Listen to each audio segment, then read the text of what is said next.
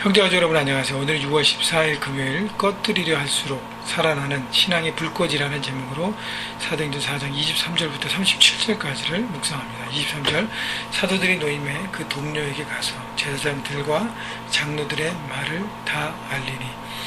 자, 베드로 요한이 결국 담대하게 하나님 말씀을 전하고 안진뱅이가 일어난 그 증거, 그 사람이 함께 했기 때문에 유대 지도자들이 꼼짝할 수 없었습니다. 그래서 위협을 가했지만 결국 놓아줄 수밖에 없습니다. 여러분, 결국 노임 받았어요. 세상의 힘으로 진리를 막을 수 없습니다. 사도들 자신들에게 있었던 일들을 놓이자마자 동료들에게 가서 나눕니다. 자, 동료에게 가서 제사장들과 장로들의 말을 다 알린다고 했는데, 사도들이 잡혀있는 동안 동료들은 뭘 했을까? 함께 모여서 중보 기도했습니다. 그래서 오늘 기도의 내용도 나오지만, 여러분, 내가 뭔가를 삶 현장에서 움직일 때 나를 위해서 중보해주는 사람, 우리가 또 서로 반대가 되어서 내가 중보자가 되고 또 다른 사람의 삶 현장에 살아가는 서로가 중보할 때 그것이 한 마음과 한 팀이 되어서 성령의 능력 안에 살아가는 증인으로서 살아가는 것입니다.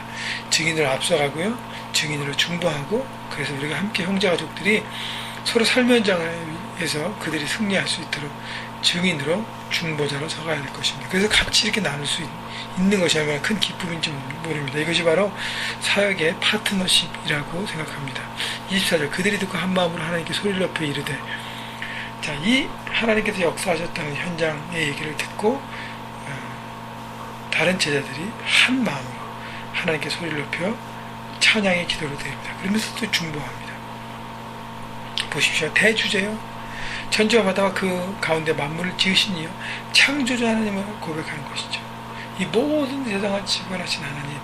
왜냐하면요, 지금 예수를 믿고 증인으로 살아가는데 굉장히 어려운 환경입니다.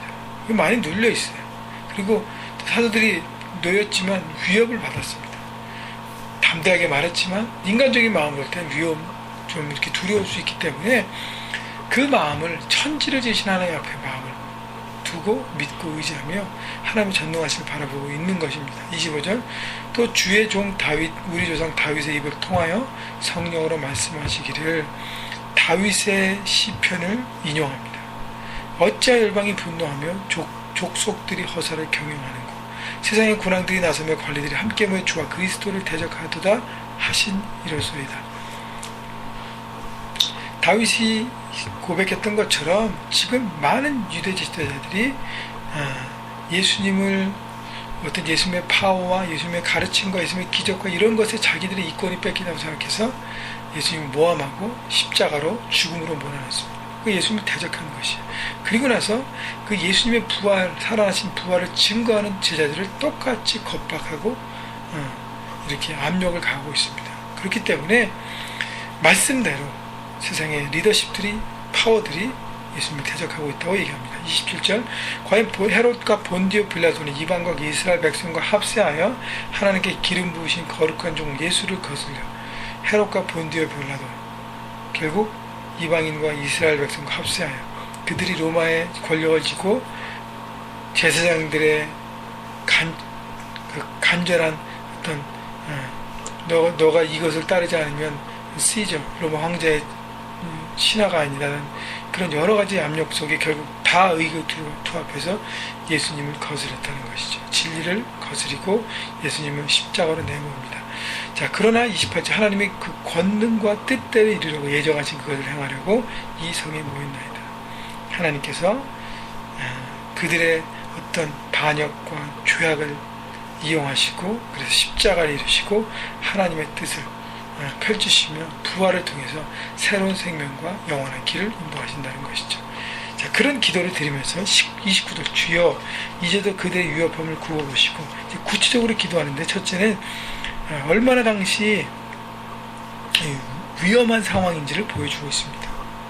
자, 그들이 이제 제자들에게 위협했던 것도 있고, 여러분 예수님께서 십자가에 죽으신 다음부터 예수를 따르는 모든 사람들이 이렇게 그냥 얼굴을 내밀 수 없어요. 왜냐하면 다 잡아갈 수 있는 상황이었기 때문에. 그래서 예수님의 부활을 증거한다는 것은 참 어려운, 목숨을 내놓은 일입니다. 그래서 증인이 되라는 것은 바로 순교자가 되라는 어떤 그런 정말 일생일대 결단을 말하고 있는 것입니다. 그래서 하나님 앞에 기도하기를 주님 우리의 위험함을 좀 살펴주옵소서.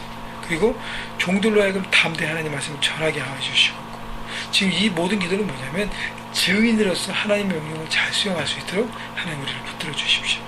여러분, 자신들이 잘 먹고 잘 살기 위해서, 자신들의 많은 것들을 누리고 욕망을 취하기 위해서, 이루기 위해서, 야망을 성취하기 위해서 기도를 하지 않습니다. 많은 사람이 중보기도하면서, 기도하면서 이거 주세요, 저거 주세요, 자기 일만 위해서 기도하는 부분이 많지 않습니까? 자기나 자기 가족.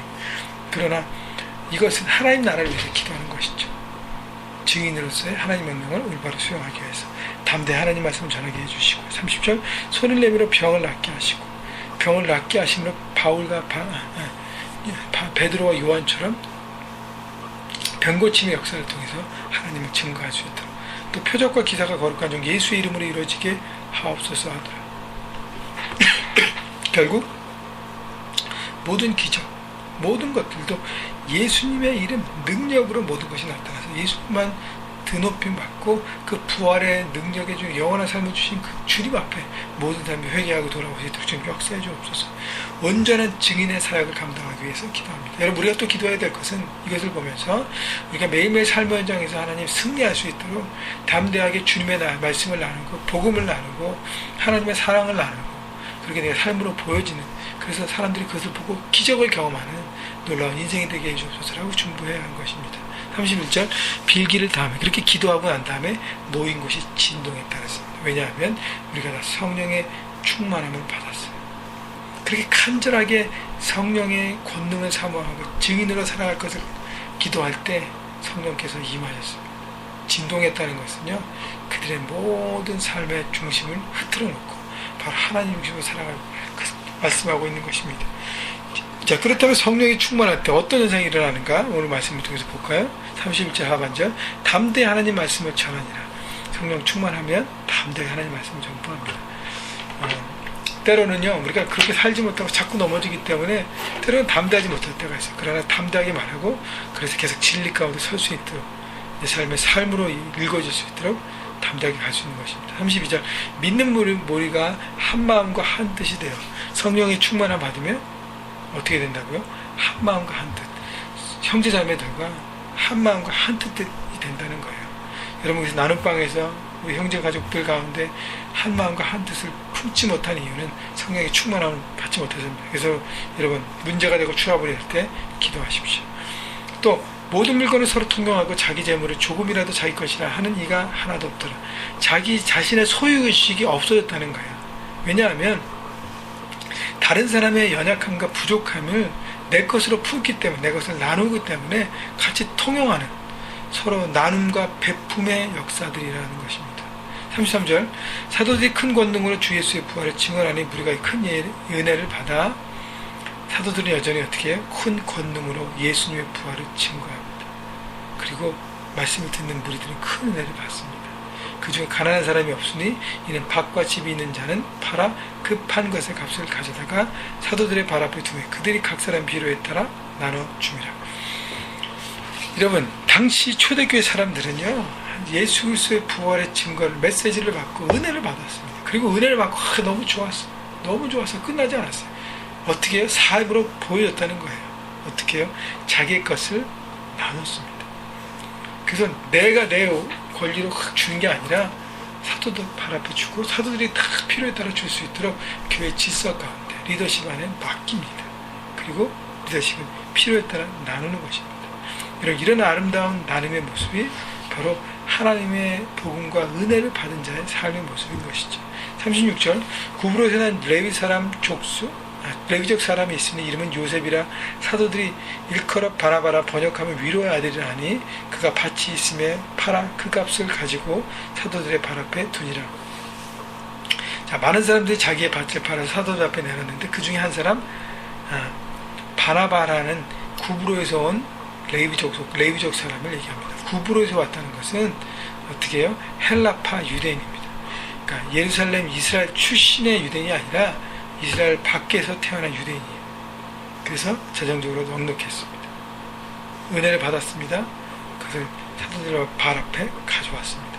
바나바는 번역한 위로의 아들. 바나바는 이름대로 많은 사람을 위로하고 세우는 역할을 감당합니다. 여러분, 우리가 하나님의 복음을 받았고 은혜를 받았다면 받은 것에 누리는 것에 멈추지 않고 어떻게 해요? 나누는 일에, 섬기는 일에 우리가 움직여야 할 것입니다. 여러분, 그래서 받은 사랑을 나누고 섬김을 통해서 여러분 성령 충만한 삶을 계속적으로 연장하시고 더 충만해져서 말씀과 삶이 동일하게 되어서 삶 현장을 뒤엎는 그런 놀라운 여러분 가정과 일터를 만들어가는 여러분 모두가 되시기를 주님의 이름으로 축복합니다.